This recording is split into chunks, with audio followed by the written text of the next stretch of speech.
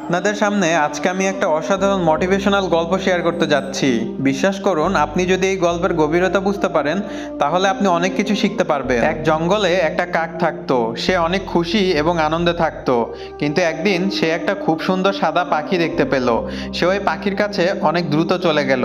কাকটি জিজ্ঞাসা করলো, তোমার নাম কি? পাখিটি হেসে বলল, আমার নাম রাজহাঁস। কাকটি অনেক দুঃখী হয়ে তাকে বলল, আরে বন্ধু, তুমি অনেক সুন্দর, তুমি সাদাও বটে। আমার মনে হয় তুমি তো অনেক আনন্দের সাথে এই পৃথিবীতে বেঁচে আছো। কিন্তু রাজহাঁসটি বলল, না, আমার থেকেও খুব সুন্দর পাখি আছে। কাক হয়রান হয়ে গেল। এটা দেখে রাজহাঁসটি উত্তর দিল, আসলে এক সময় আমিও নিজেকে অনেক সুখী ভাবতাম, যতদিন না একটা টিয়া পাখিকে দেখলাম। টিয়ার দুইটা মাত্র রং, অথচ আমার রং মাত্র একটা। তাই আমার মনে হয় টিয়াই সবচেয়ে সুখী। রাজহাঁসের কথা শুনে কাকটি টিয়া পাখির কাছে গেল। গিয়ে দেখলো খুব সুন্দর সবুজ এবং লাল রং দিয়ে তৈরি।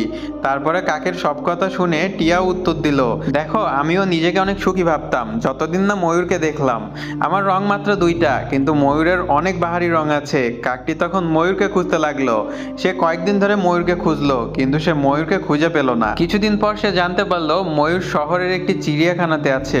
সে তৎক্ষণাৎ চিড়িয়াখানাতে গেল এবং ময়ূরকে দেখতে পেল। সে আরো দেখলো কিছু মানুষ ময়ূরের সাথে ছবি তুলছে। এটা দেখে কাকের কিছুটা জ্বলতে শুরু করলো।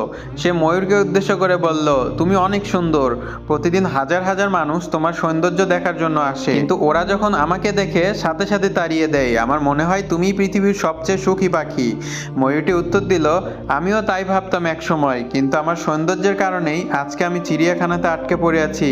তুমি অনেক ভাগ্যবান। এই খোলা আকাশে তুমি যেখানে ইচ্ছে সেখানে যেতে পারো, এবং এই চিড়িয়াখানায় আমার দেখা একমাত্র জায়গা যেখানে কাকের জন্য কোনো খাঁচা নেই। সেই জন্য আমার মনে হয় তুমি পৃথিবীর সবচেয়ে সুখী পাখি।